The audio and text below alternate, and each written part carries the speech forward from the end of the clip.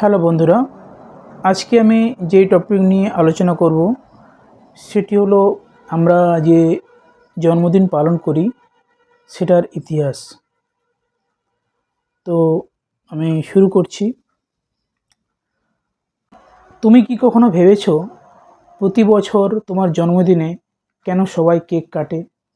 কেন ঠিক একটা মিষ্টি কেক, তার উপরে মোমবাতি, আর তারপর সবাই মিলে গান গায়, উইশ করে? কিন্তু আসল প্রশ্নটা হলো, এই ট্র্যাডিশনটা শুরু হলো কোথা থেকে? কারণ সত্যিটা জানলে তুমি আর শুধু কেক হিসাবে এটা দেখবে না, বরং এর পিছনে লুকোনো ইতিহাসটা তোমাকে অবাক করে দেবে। চলো সময়ের অনেক পেছনে যাই। প্রায় 4000 বছর আগে মানুষের জন্মদিন উদযাপন আজকের মতো ছিল না। তখন জন্মদিন মানে ছিল না তুমি পৃথিবীতে এসেছো, বরং ছিল তুমি দেবতা হয়ে গেছো। এই ধারণাটা শুরু হয়েছিল এনশিয়েন্ট ইজিপ্টে। তখন শুধুমাত্র ফারাওদের জন্মদিন পালন করা হতো, কিন্তু সেটা আসলে তাদের জন্মদিন ছিল না। যখন একজন ফারাও সিংহাসনে বসতো, তখন তাকে সাধারণ মানুষ না, বরং একজন জীবন্ত দেবতা হিসাবে ধরা হতো। আর সেই দিনটাকেই বলা হতো তার বার্থ ইনটু গডহুড, মানে দেবতা হওয়ার দিন। ভাবো তো, আজ আমরা জন্মদিনে কেক কাটছি, আর তখন মানুষ ভাবতো জন্মদিন মানে দেবতা হয়ে ওঠা। সময়ের সাথে সাথে এই ধারণা ছড়িয়ে পড়ে এনশিয়েন্ট গ্রিসে।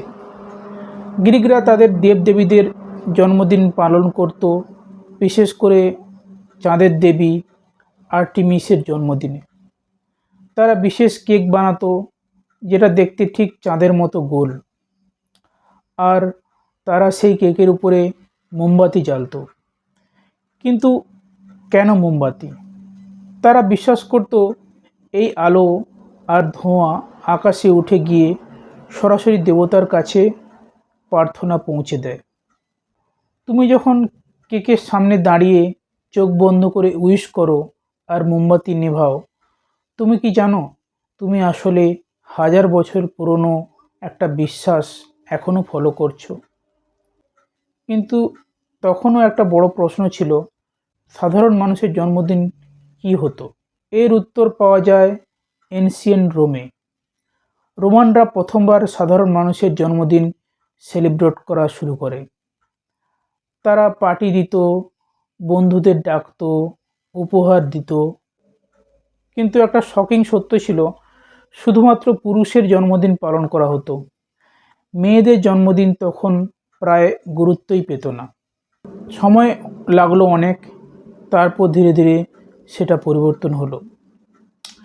এরপর আসে ধর্মের ইনফ্লুয়েন্স। শুরুর দিকে খ্রিস্টানিটি জন্মদিন পালনকে ভালোভাবে দেখতো না, কারণ তারা মনে করতো জন্মদিন সেলিব্রেট করা মানে একটা পেগান ট্রেডিশন।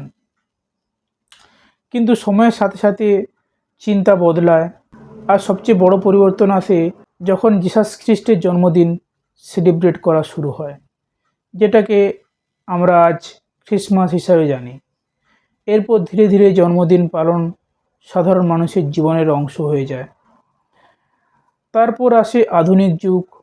1800 শতকে জার্মানিতে শুরু হয় কিন্ডারফেস্ট নামে একটি ট্র্যাডিশন।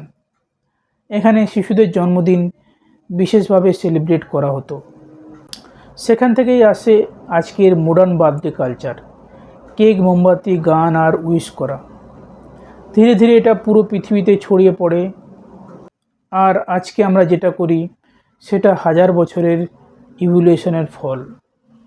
এখন একটু ভাবো, তুমি যখন কেক কাটো, বন্ধুরা যখন গান গায়, তুমি যখন মোমবাতি নিভিয়ে উইশ করো, এই সব কিছুর পিছনে আছে মানুষের বিশ্বাস, ইতিহাস আর ইমোশন।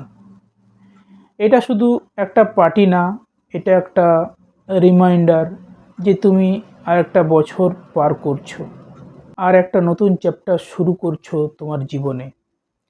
তাই পরের বার যখন তুমি জন্মদিন পালন করবে, একটু থেমে ভাবো, তুমি শুধু কেক কাটছো না, তুমি একটা 1000 বছরের পুরনো ইতিহাসকে বাঁচিয়ে রাখছো। আর এই ইতিহাসের সবচেয়ে গুরুত্বপূর্ণ অংশ তুমি নিজেই।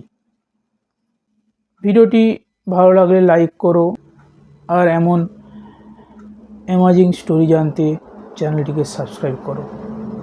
ধন্যবাদ।